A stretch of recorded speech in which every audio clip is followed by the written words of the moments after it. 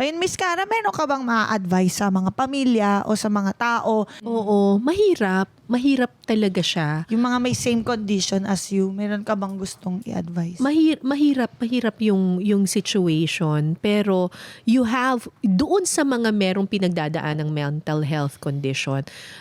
Ang unang-una, dapat i-accept mo muna sa sarili mo that you have this and you need help. 'Di ba? Ang mental health condition, parang sakit lang yan na physical na sakit. Yeah. Kung meron kang lagnat, Yeah. uminom ka ng gamot, 'di ba? Or uminom ka ng mga herbal stuff, 'di ba? So ganun din 'yun. Kung may sakit sa katawan, may sakit din sa isip. Pero don't think that that's the end of the world. Yup. Yes. 'Di ba? Kasi sometimes most of the time kapag na-manage mo yung mental health condition mo, you will actually feel that this is me, ganito ako nilikha, I'm unique, I'm different, and I will make this work. And it might be a superpower or your gift. 'Di ba? Yes. Totoo. 'Di ba? Pero kailangan i-acknowledge mo muna that you need help.